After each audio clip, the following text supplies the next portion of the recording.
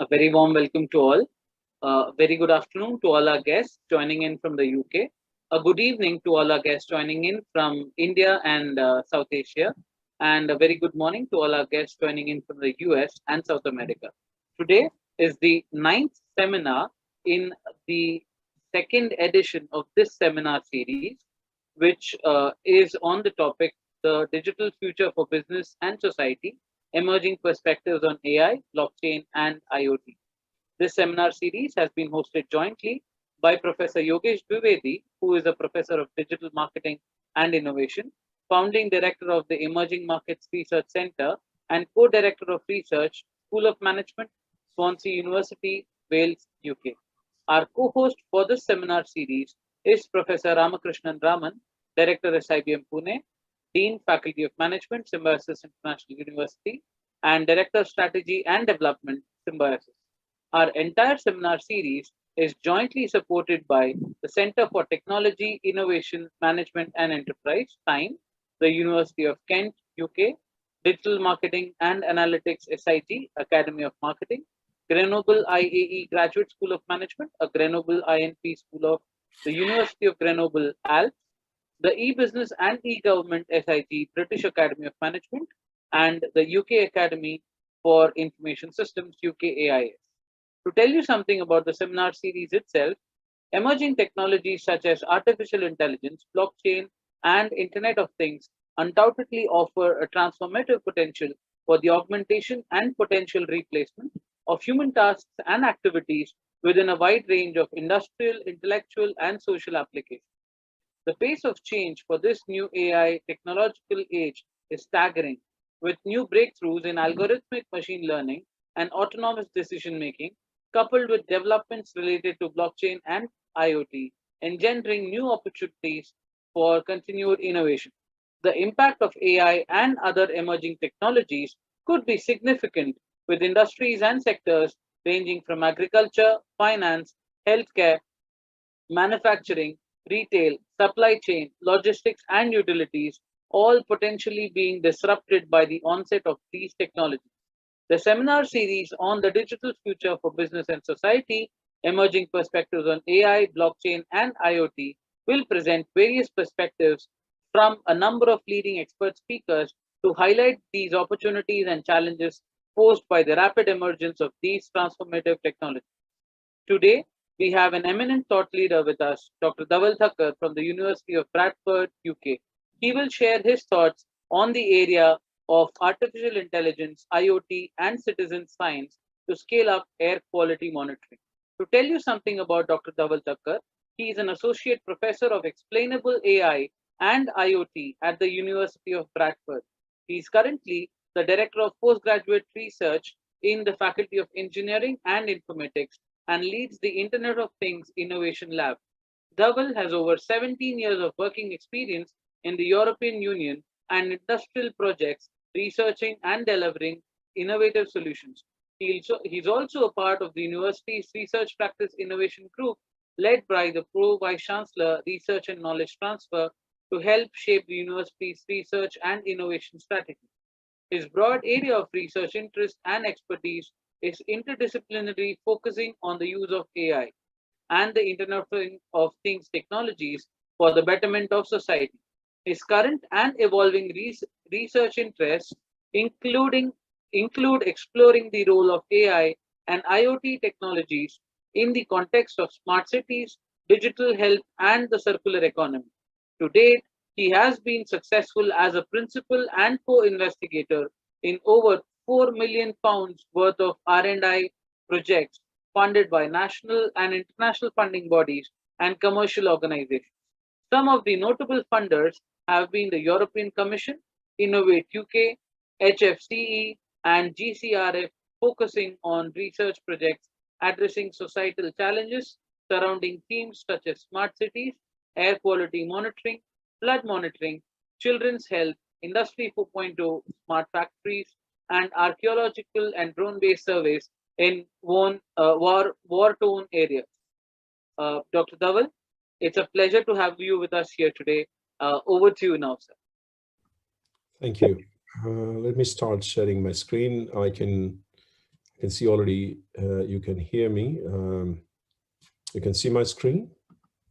Yes. Okay, perfect. Thank you.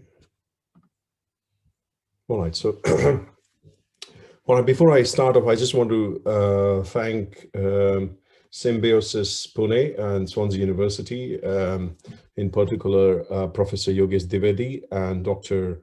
Gopalakrishnan for inviting me to deliver this talk. I'm happy to have everybody here virtually. Welcome. I hope you find the talk and what is being covered interesting. So this work, so as I think quite a lot of introduction is provided, I'm an associate professor at the University of Bradford. The work I'm presenting is done as part of two EC-funded projects. One is SCORE and the other is Life Critical. And I'll talk about those projects in a moment. But I also want to say that this work is done in close collaboration with partners from the UK, Bradford City Council, and also from Sweden, which is Nuremberg Science Park, and Swedish Environment Institute, which is IVL. So this is the brief outline of my talk. I'm going to start with introducing my research group because we do a lot more in addition to air quality work as well. Then I'm going to introduce these two projects I've talked about. I'll provide a context of air pollution that's worldwide, but also our local context in terms of Bradford as well. And then I'm going to focus on the main topic of this talk, scaling up air quality monitoring, why that's required, and how citizen science, low-cost sensors, IoT sensors, and AI can help with that. What is the bigger picture? And I'll try to wrap that up all in 40 minutes. If the time permits, I'll talk about the two trials we are leading in terms of indoor air quality monitoring as well, time permitting. So this is, so I lead, as Dr. Gopalakrishnan said, I lead the IoT Innovation Lab at the University of Bradford. So this is my small group. These are the key researchers as part of the group. This is the website of the group, but we have expertise in Internet of Things, artificial intelligence, especially explainable AI, data science, and the kind of domains and the projects we do are under smart cities with a lot of focus on air quality and flood monitoring, digital health, and circular economy. These are the members of the group. In fact, today the work I'm presenting is led by Ramiz and Rina, which some of this is part of their PhD as well, and which were supported by Dr. Bhupesh Mishra as well. But these are the other members of the group as well, working on all of them have topics related to IoT, environment / air quality, but also some of them looking at security and circular economy as well. So in terms of the first project, which is SCORE, stands for Smart Cities and Open Data Reuse. This is a project which is coming to end at the end of the August. So there will be 4-year project. And there are 9 cities partner and 3 universities as partners in this project, including us. And the aim of this project is to develop smart cities solutions. It's quite an applied project with themes of mobility, water, and environment. And the work I'm presenting here fits into that third theme. The second project this work relates to is called Life Critical, where critical stands for climate resilience through involvement of local citizens. So there is a lot of focus. This is a project which is part of a LIFE program of EU's funding instrument, where the focus is environment and climate action. And there is a lot of focus on the parks and involvement of the citizens for climate adaptation and climate resilience. And there are 2 city partners into this. One is Dordrecht from Netherlands. The other is Bradford from the UK. And we kind of are supporting Bradford City Council with some of the work they do in this project. But also there is a plan to do replication of what happens in Dordrecht and Bradford into 2 other cities such as Ghent and Bergen as part of this project as well. So work I'm presenting is kind of fits into these two projects. Obviously, you know, I want to start with talking about climate change. We all are aware of the impact of climate change, especially in global warming. And as you can see from this slide at the top left corner from UK's Met Office, you know, temperatures are rising. In the UK, we had the 5 warmest years post 2006. So there are a lot of rates there. Also across the world, there is more extreme events happening more frequently. That might be, you know, drought, wildfire, whether it's flood or storms. We all have seen this. And in UK, I think we expect to see, you know, even going forward, more warmer and wetter winters, hotter and drier summers, more frequent and intense weather patterns. And obviously, the air quality is, you know, when you talk about air pollution, it is it has a complex relationship with climate change. Things like black carbon or ozone trap the heat in the atmosphere, hence they contribute to warming. While on the other side, if you look to take something like sulfur dioxide, it has cooling effect on climate. And they both share the lot of emission sources, but also kind of effect they have on public health as well in terms of mortality and morbidity as well. We know that, you know, air pollution is the silent killer. This is from WHO, World Health Organization, where they've talked about that there are 7 million deaths which are due to exposure from both outdoor and indoor, which is household air pollution. I'll talk about the health impact later on, but you can see the figures are staggering. You know, about 2 million in Southeast Asia region to Western Pacific region, but also, you know, 500,000 in European region as well. Talking about the health impact, you have short-term effects, especially people with, you know, this is quite bad for people with respiratory conditions such as asthma. And in short term, it can, you know, it can increase the episode of, you know, asthma attacks and so on, and hospital admissions, and also in worst case mortality as well. In terms of long-term effects, you know, stroke, lung cancer, respiratory conditions, cardiovascular disease, you know, long-term continuous and constant exposure to high level of air pollution can lead to that, and also can lead to reduced life expectancy as well. So when we talk about air pollution, especially with the kind of work we do, there are various ways to measure air pollution. We talk about particulate matter pollution, short for PM, particulate matter. It's a very, in my opinion, it's a very crude but very effective way of monitoring the pollution in the air. Basically, what it looks for is the size of particles, you know, complex mixture of small particles and liquid droplets. And it just looks for the diameter of the particles. So you could have what we call the particles diameter less than 2.5 microns in diameter.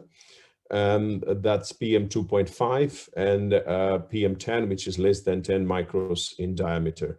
So these particles are quite tiny, and you can see the context in terms of human hair. It's 50 to 70 microns. So these are very, very tiny particles, this PM 2.5 and PM 10. If you inhale that, it goes through the bloodstream to your lungs, and as we discussed, you know, long-term exposure to it is detrimental to health. And obviously, the emission sources are, you know, as expected, any sort of burning, whether that's from plants, wood stoves, industrial sources, or combustion from, you know, cars, trucks, or diesel engines. And obviously, you know, this problem is known for a while, and a lot of efforts from the governments all around the world are happening to reduce the air pollution.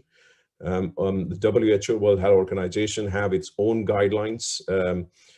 for how much should be there. So for example, for PM 2.5, the annual mean is 10 microgram per meter cube of air. And when it comes to different governments, sometimes they are a bit more relaxed, as is the case with UK than WHO is. I suspect that the baseline where they want to go, and also some of the practicalities comes into the play. So that's why the government targets are generally a little bit more relaxed than WHO, but there are targets. For example, as I said, PM 2.5 target in UK is annual mean of 20 microgram per meter cube of air. And there are similar targets set by European Environment Agency as well for PM 2.5, PM 10, but all other pollutants as well. And I think that is as we discussed, the infographics I had from WHO kind of laid bare, number of deaths attributed to air pollution. And we have a considerable health challenge, all over the world, but also Europe, EU as well. So if you look at the EU's own, guideline and the limits, you could say that in terms of, the population, about 7 to probably 25% are exposed to air pollution, which is above EU standards. But if you look at WHO guideline, which mainly focuses on the health and what is good for health rather than what is practical, in my opinion, you're looking at, EU population exposed to air pollution would be anywhere from 7% to 85%, for example, for PM 2.5. So there is a considerable health challenge here.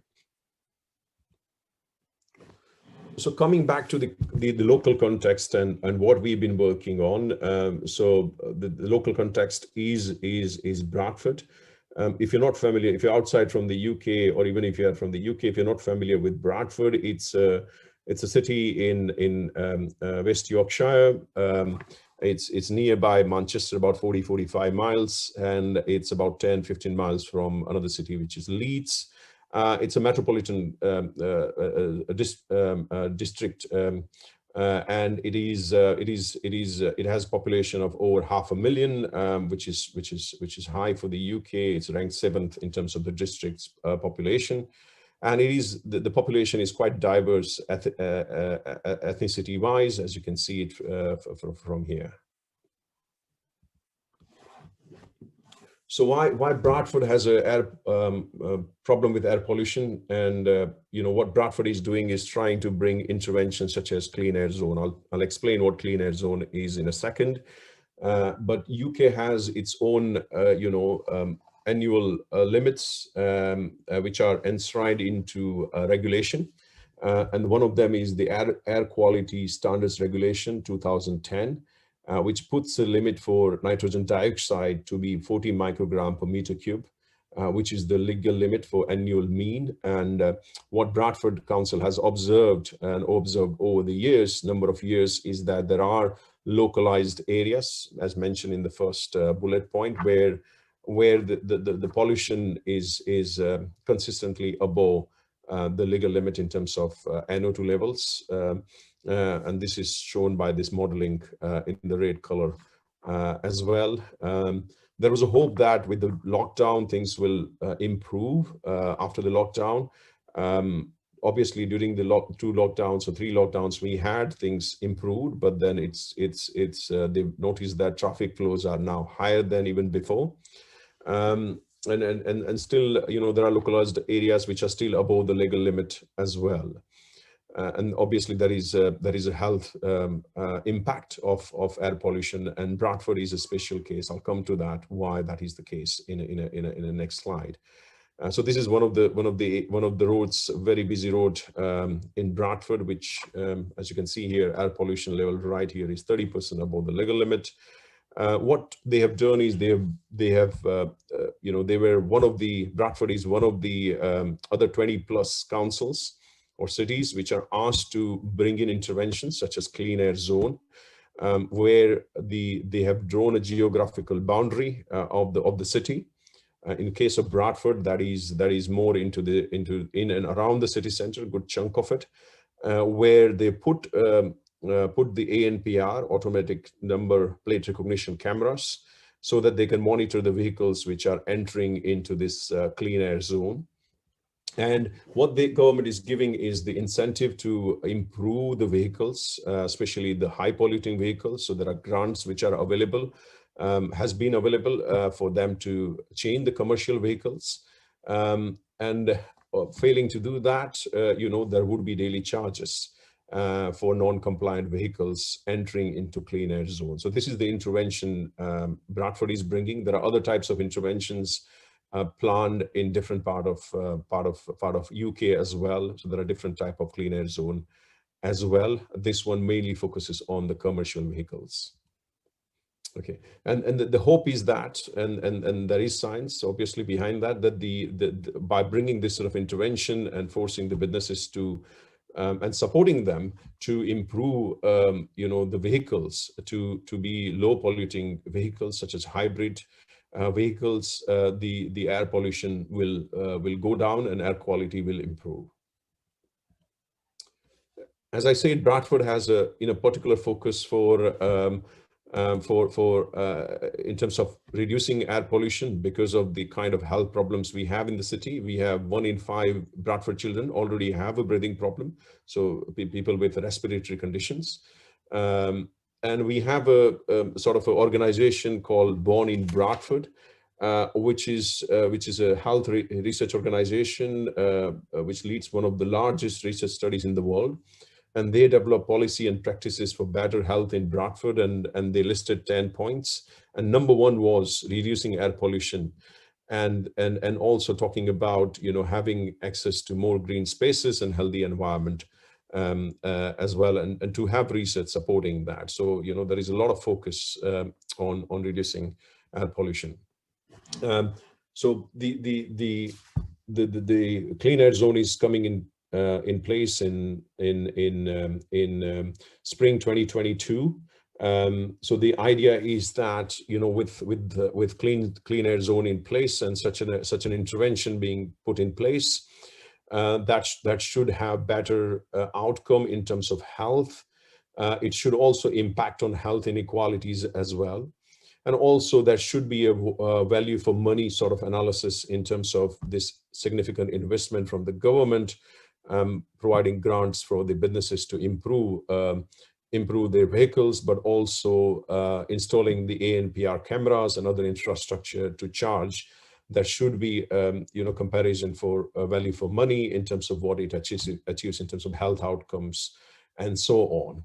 And that's where I think we are one of the universities or research organizations working with Bradford City Council to do that. And one way to do this is, can we measure localized local measurements? Can we take more local measurements to show that the air quality now, before clean air zone was implemented, and then after clean air zone in next year, 2 year, there has been improvement in the air quality. So that required scaling up air quality monitoring in a big way.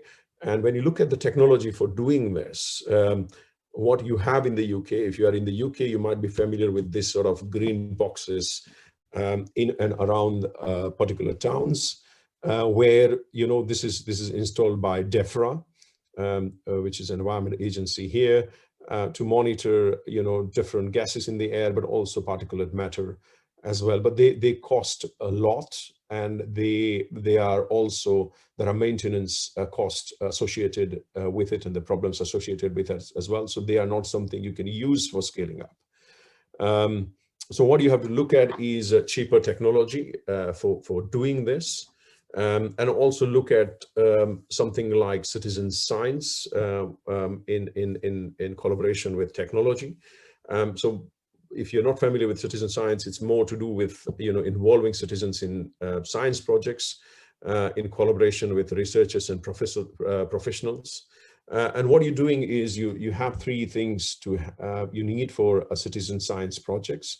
One is your methodology and principles. This is something is done for last 50 years. So there are good set of principles. If you want to, you can look at European Citizen Science Association's 10 principles. That's an excellent place to start. But also you can have different methodologies as well, which involves citizens in a variety of ways. It could be, level 1, which is crowdsourcing, where the citizens are just there as a data providers. They are there as a citizens human census. But it could be also level 4, where it could be, extreme citizen science, where it's quite more collaborative, where you involve citizens from word go in defining what needs to be monitored, what needs to be done, what data comes out of it, the data collection and analysis as well. And what you need ultimately is the technology support, and I'll come to that, how that can be provided by IoT.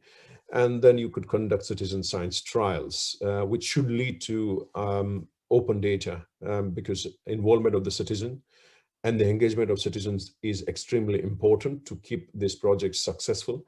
And having open data where citizens can see the data which is produced with their help is extremely important. And this is one of the principles of ECSA as well, principle number 7, to have open data at the end. Okay, so in terms of technology, you can't use those green boxes. They are quite expensive, very expensive to install, but also maintain and so on. You need something which could be low cost. So you're talking about a few £100. UK pounds is what when I say low cost. But there is a challenge there as well, which we call research challenge, is that often low cost sensors, which you can find for anything nowadays in the market, you can find for measuring any parameters, often is related to or equated to low quality as well. And when you start using this sort of sensor, especially with the citizens and also with councils and governments, then if it has low quality or there is not reliable quality, then data could be taken out of context, or they would just ignore it because there would be trust issues with it. And there is a lot of research which goes into this over the years. A lot of it looks at how can we use this data as a referential or indicative or informative. So you might look at the trend of data rather than the absolute values, but you can also do something more proactively. So you can have a quality assurance to correct the data which is coming, for example, using calibration. This is the route we have taken in our work and our research. If you're interested to know what sensors we are using, low-cost sensors, which we have calibrated, and I'll talk about how we have calibrated using data science in a minute. But these are the sensors we are using. In our kit, we have Raspberry Pi and the sensors for monitoring temperature, humidity, but also things like CO, NO2, VOC, and so on. But main thing which is calibrated in this kit is PM2.5 and PM10, and that's the SDS011 sensor. So how did we do it? What we did was we worked with two sort of reference nodes, which are high quality measurement devices. One is from the DEFRA's Air Quality Monitoring Station in Bradford, the one you see in the bottom. So these are the other two sensors which are co-located, this sensors in this pipe. And then we also co-located it with Urban Flows Observatory from Sheffield University, another high quality data device for PM2.5 and PM10. And we, as I said, we calibrated the SDS011 for PM2.5 and PM10, but also used the meteorological parameters such as temperature and humidity. And there's a lot of detail in the publication we have in the Sensors Journal. I'm going to cover them briefly in terms of how we did the calibration in next few slides. But for more detail, please look at this particular publication. How did we do it?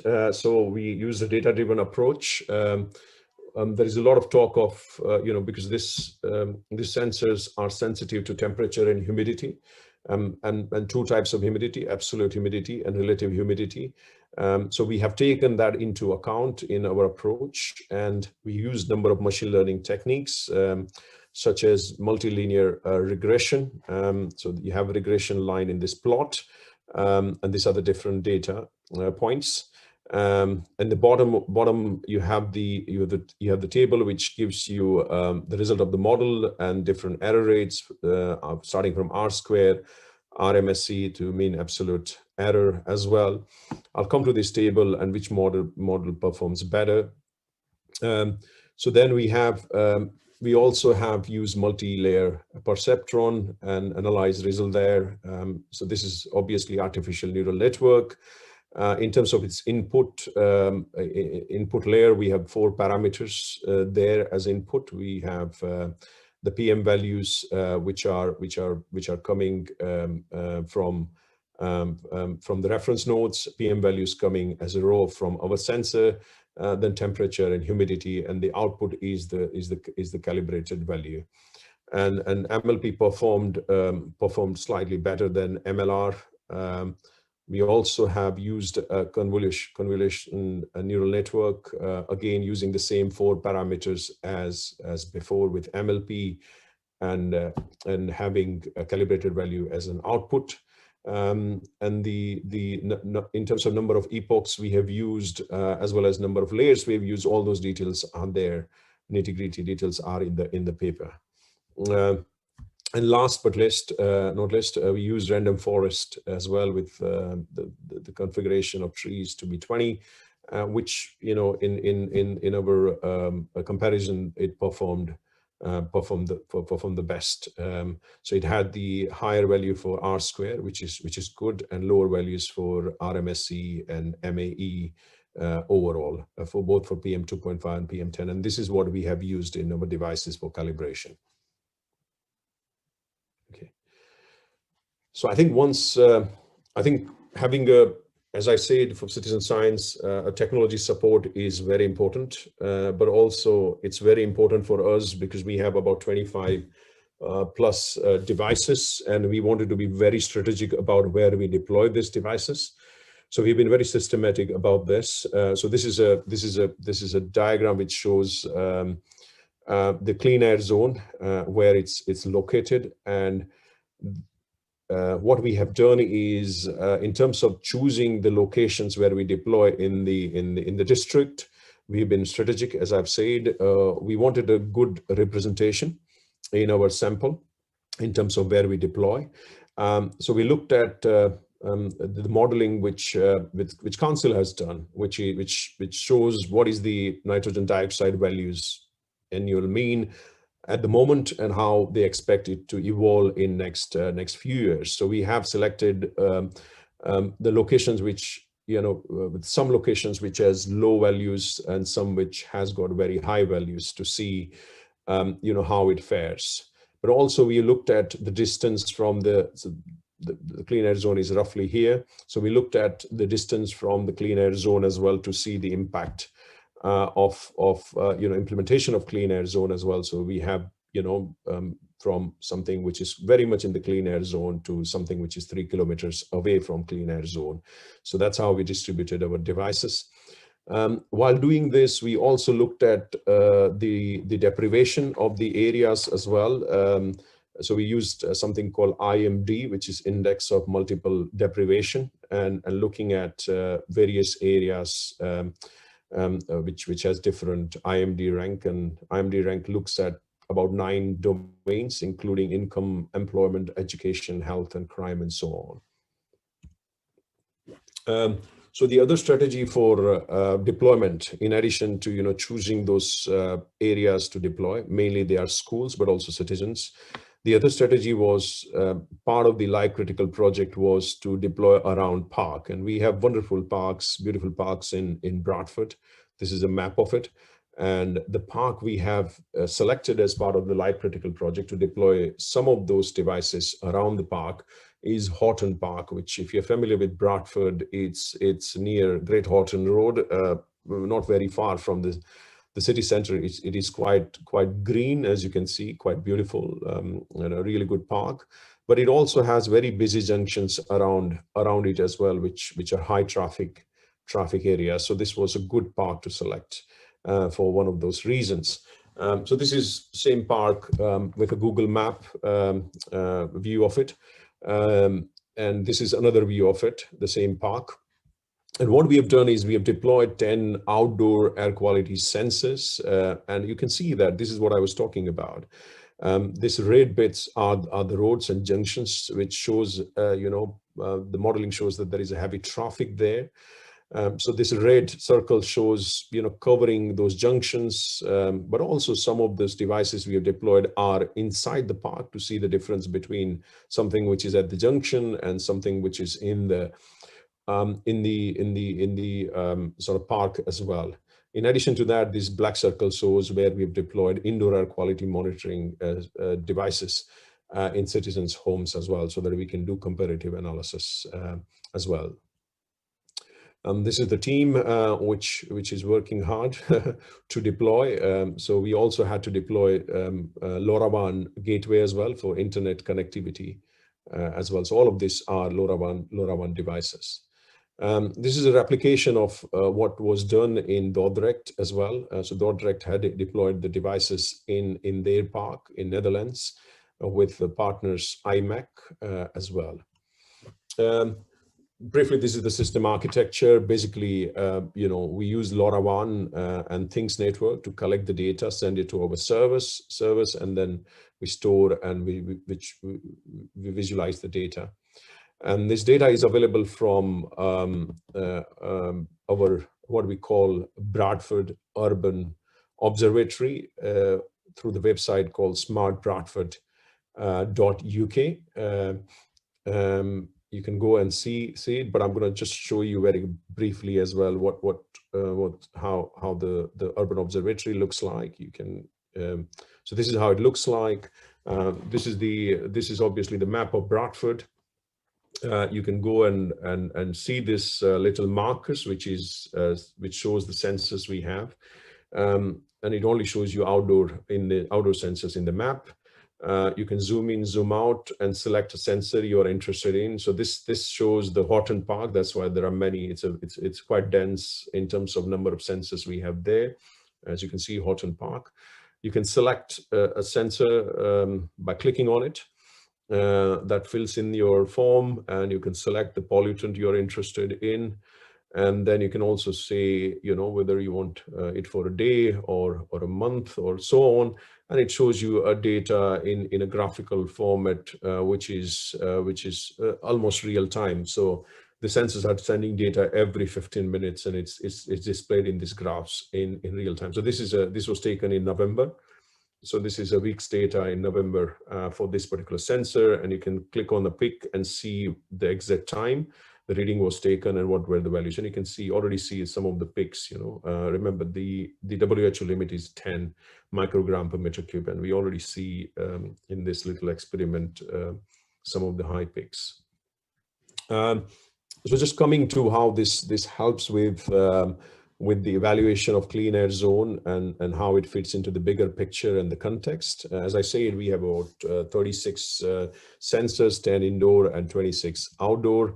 A lot of them more, in terms of outdoor sensors, majority of them are at the roadside, which is quite helpful. And they're giving us 96 readings per day per sensor.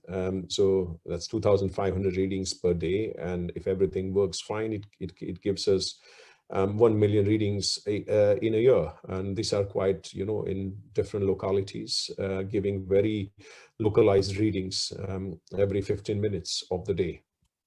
So how can this, remember I talked about clean air zone evaluation, how it can potentially in coming years can help with that. We already started seeing that through the initial data we have. We have baseline data. Clean air zone is not in place at the moment, but we've been collecting the data for last few months. So I'm just going to show you an example of how this data is helpful to analyze. So this is, as I said, this is the Horton Park, that green park. We have a sensor HP10, which is quite close to the park, and we have HP06, and there is another one there as well, HP06, which is near the park, but at a very, very busy junction. So we obviously can, look at the data which is coming. So this is the roadside HP06. And you can look at the raw data in real time. So this is showing you, different peaks as well. And you can see that, WHO limit is 10 microgram per meter cube annually, and UK limit is 25. And you can see a lot of time it exceeds that. The biggest peak we had was 200 plus. During the bonfire night on November 5th night, November 6th early morning. And that was picked up by other sensors as well, with having a peak of 76 to 200, which is 10 times more than the limit UK has. But we also can do this sort of analysis as well. So we can compare what is on the roadside to the near the park, where there is a lot of greenery. And you can see that, I think this two are the most striking one. If you look at the morning rush hour, and if you look at the one which is near the park, percentage of reading which exceeding value of 20, remember 25 is the UK annual limit. In terms of the one which is roadside, about 10% of readings are exceeding the value of 20, while there isn't any with HP10, the one which is near the park. Same thing happens with the evening rush hour traffic as well, 10, 12% of readings exceeding the value of 20, compared to none for the sensor which is near the park. Again, we can pick these sort of things. We have a school in a proximity to a very busy road, Leeds Road in Bradford, and the readings are really not good. As you can see from here, these two lines showing what is the ideal values for in terms of UK limit and WHO limit as well. So I also want to talk about, while we did this, what are the challenges, if it helps anybody interested in this research.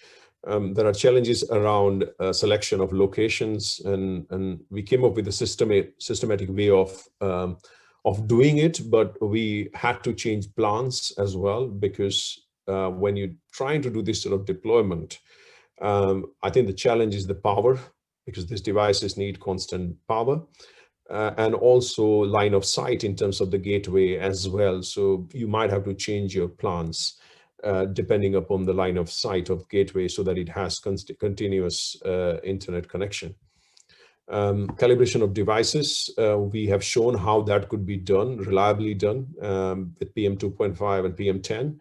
But something which is a question mark or a research question for us is how frequently they need recalibration. So this is something we are constantly watching out for when we would have to recalibrate them, these devices. And that's a question mark. It's an unsolved problem. In terms of deployment challenges, as I said, power supply and the overall maintenance. This is not something you can just put up on a lamppost. You need to involve the council, need all the permissions, requires aligning different calendars and so on, and the cost which goes with it as well. So it's not just the cost of the devices. There are other costs in terms of deployment and maintenance with this one as well. We also have surprisingly issue of vandalism as well. So this is the ideal height to deploy these devices is about 6 meters, and as you can see, somebody climbed that much up, I don't know how, and destroyed one of our devices. I think people suspect that this is some sort of camera monitoring or something else is going on, even though there are stickers on the device, stating the purpose of it. And as I said, ongoing maintenance of devices and upkeep is a big challenge. We have big ambitions with this work. We want to expand the network of devices and scale, go beyond 50 plus, and want to involve community. Some of these devices are community hosted, but we want to involve a lot more the citizens and the community in terms of hosting. We want to bring in more parameters such as traffic, flooding, water quality, noise, etc. And we want to focus more into the data. All the data shown in the Urban Observatory is open source, right? So citizens can go and download the data. But we want to think about more structured format as well in terms of the data formats for this data.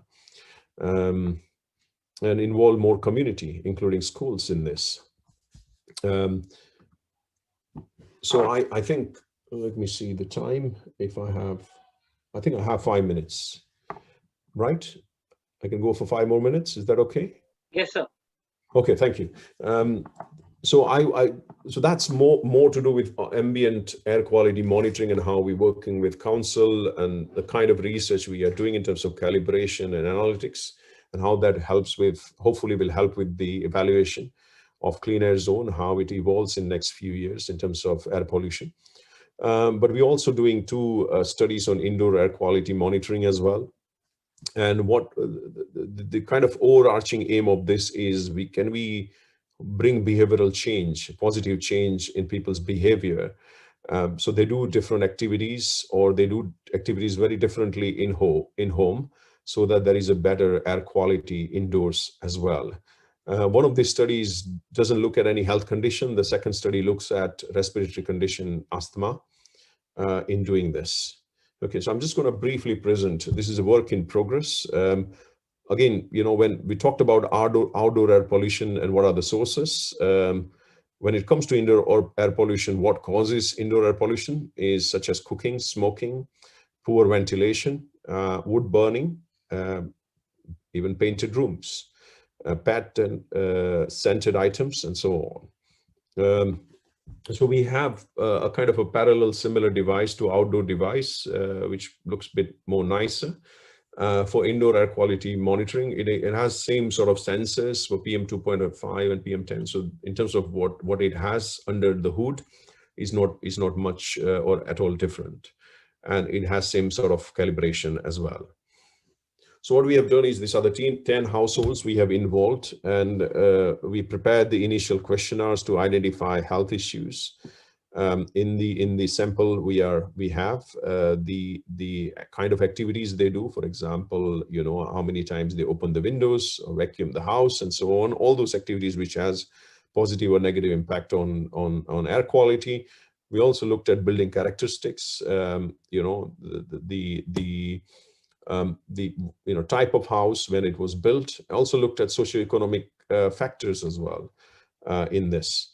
And what these participants have done is they could log in and they can do a daily diary of the activities they do.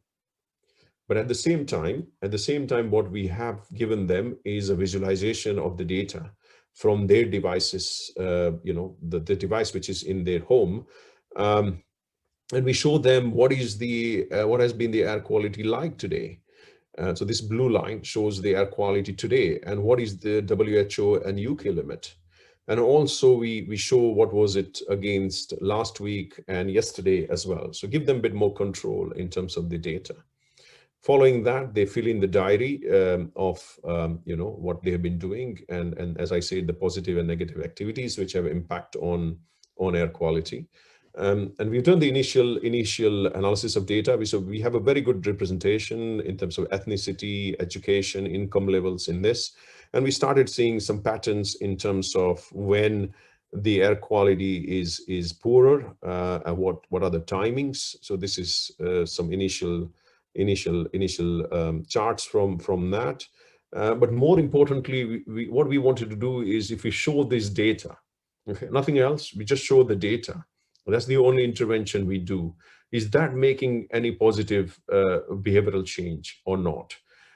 So if we focus on one indoor activity, which is opening of windows, what we have done is, from the first month to the second month, we have seen a really good change in terms of positive change in terms of people opening it more often and longer, especially at the time when they are cooking or doing the activities which causes pollution.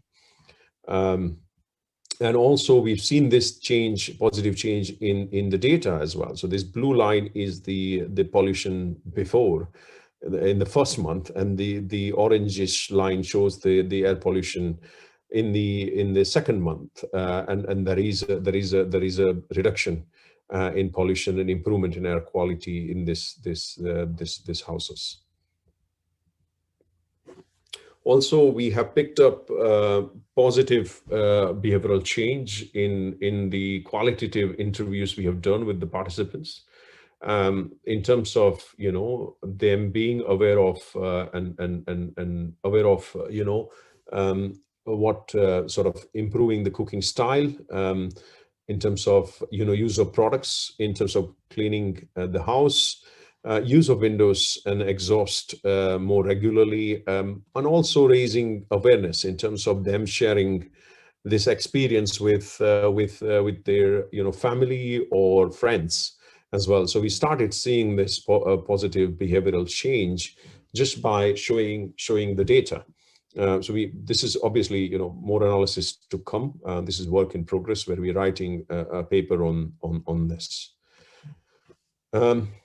And we are expanding this work by bringing more targeted behavioral change. So what I call the kind of behavioral change we have seen is more accidental, so and limited with limited intervention.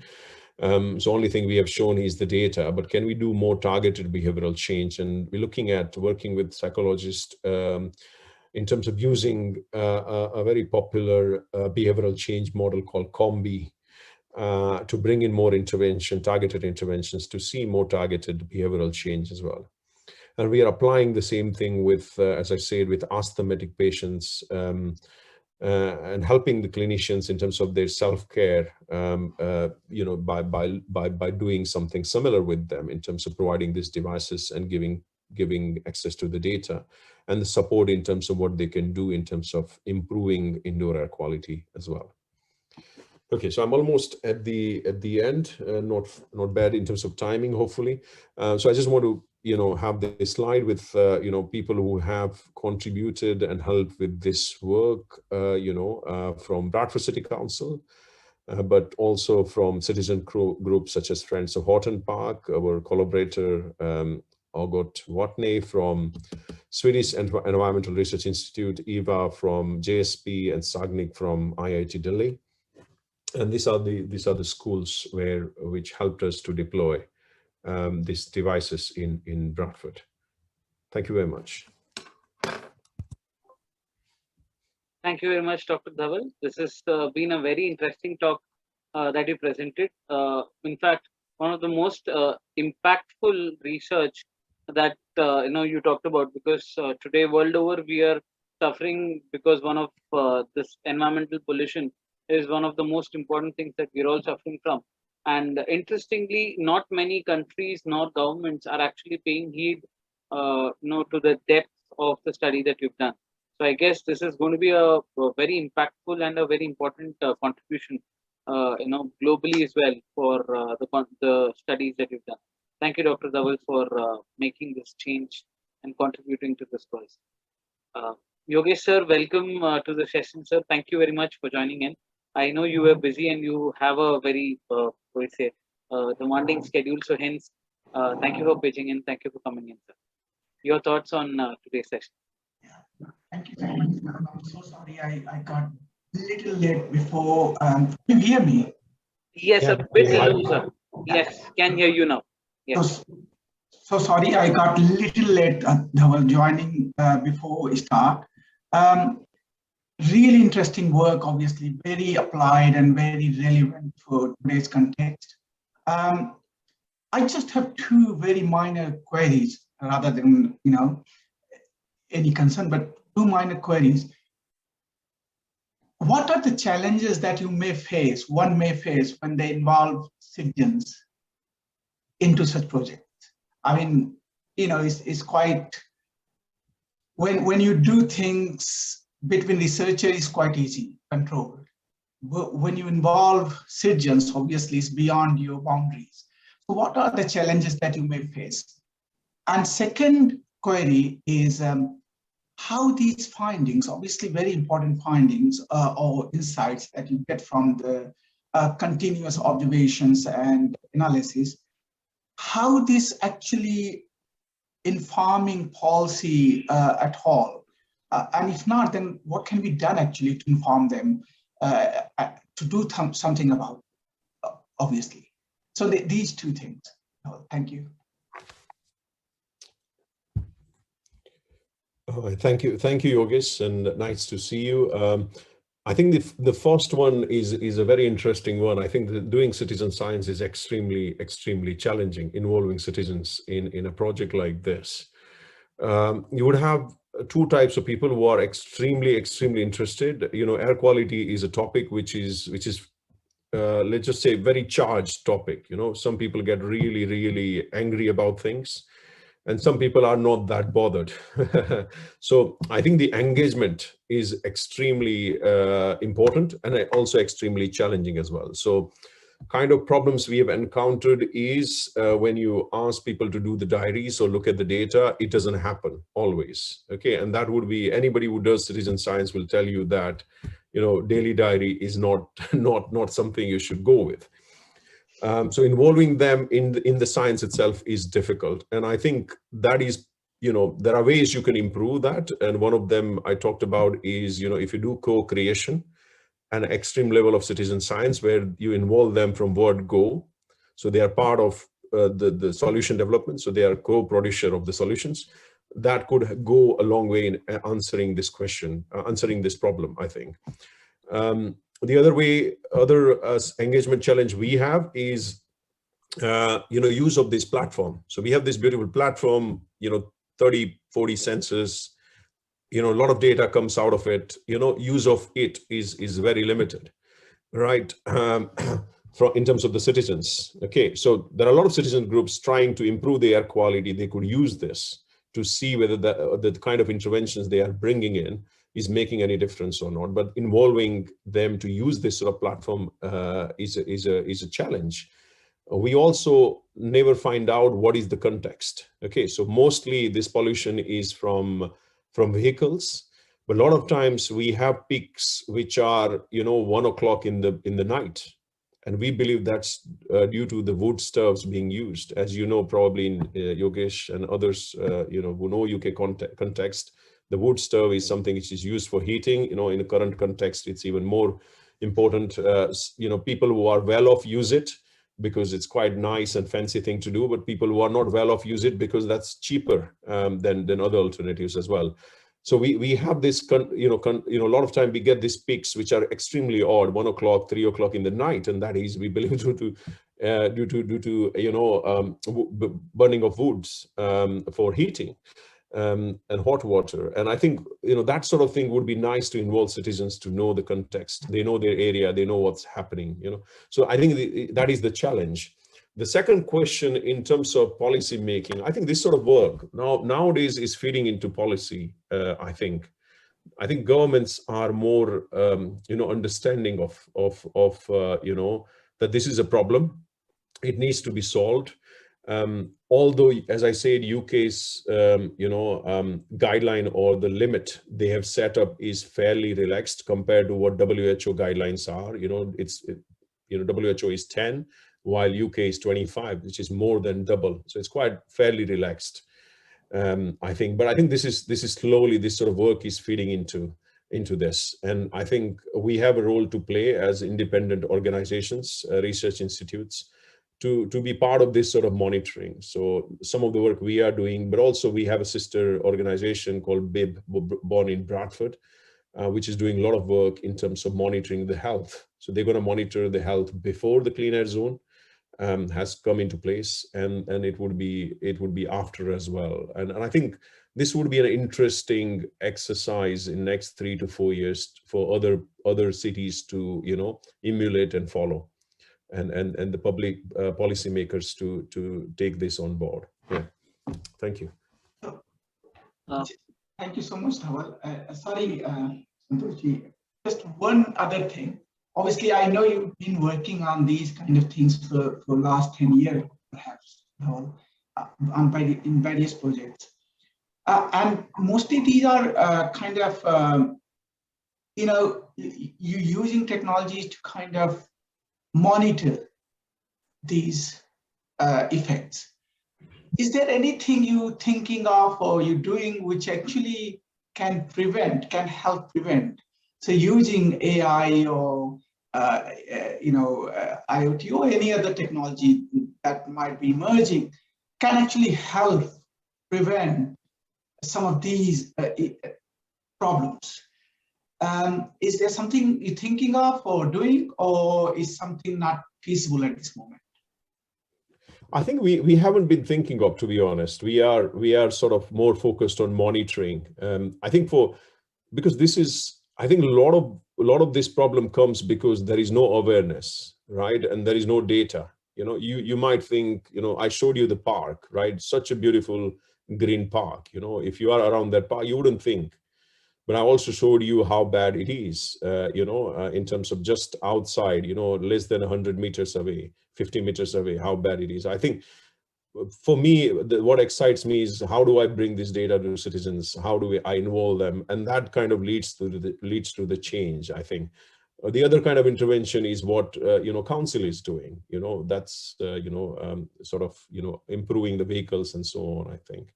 I think there is a lot of mileage in bringing data to the citizens and helping them to self-manage this.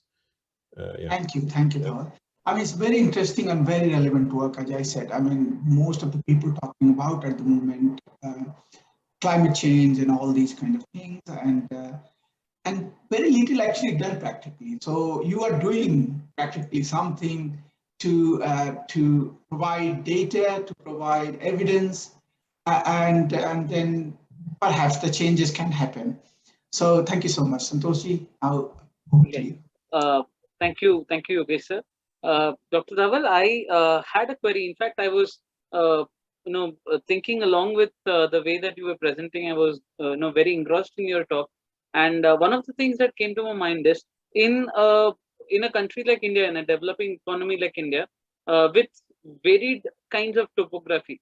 How would the citizen monitoring scale work? Would there be any changes required in the system because of the sensors, the kind of equipment that is required, and also the citizen, the CAZ that that you proposed on implementing. So clean air zone, instead of punitive measures of 60 pounds and so on and so forth, would a reward mechanism work better? Have you studied something on that? If so, please share your thoughts on that as well. Yeah, sure. I think the first part of the question, I think in terms of the technology, I think India is very well placed to use this technology, and people are using this, low cost devices, calibrating it, using citizens for deployment and so on. I think there is nothing so innovative about the technology itself. Is the use and how you use it and how you use it in policy and so on is where the novelty is. It just needs internet connection, and India, it is perfectly placed. In terms of you talked about rewards. I think it's both. Even you look at the clean air zone. I hope I have mentioned that it's not punitive only, or it's not punitive at all. Correct. It's more rewarding because the government has pumped in a lot of money to support the businesses to change the vehicles. Correct. These are the only vehicles which are not changed are charged to enter the clean air zone. I think there is a lot of grant which is available and will be available for the vehicles to be changed.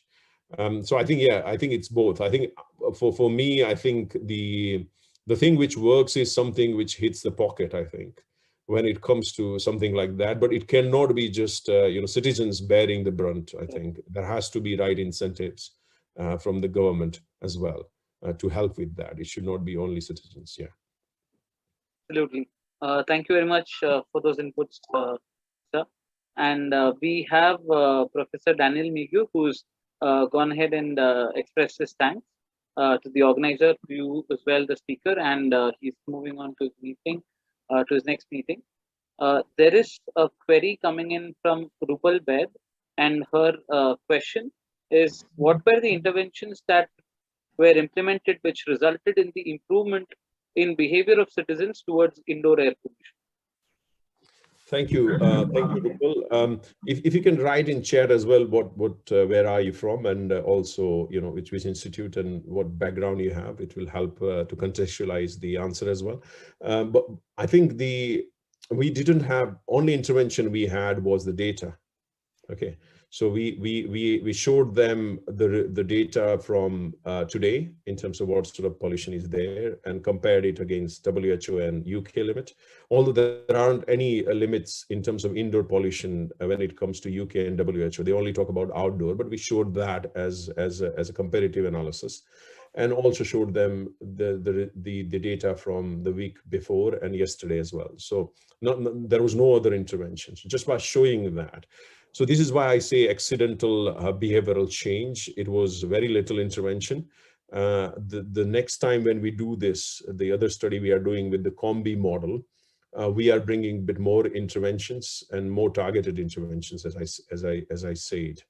But I think what we've observed from qualitative data is that they themselves looked up you know, information on air quality, indoor air quality, how it could be improved. So they did their own research as well. This came out from our interviews when they looked at this data, especially when the numbers were high.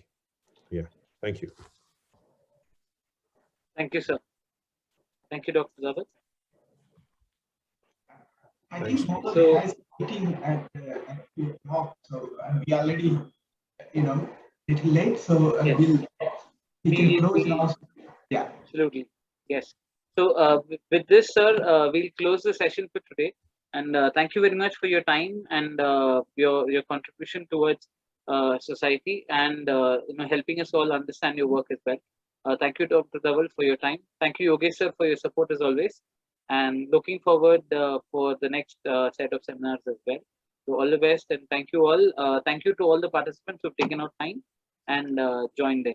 Thank you all. Thank you so much, all. Thank you so much for your valuable time. Thank you, Yogesh. Thank you, Santosh. Thanks, everyone. Thank you so much. Bye.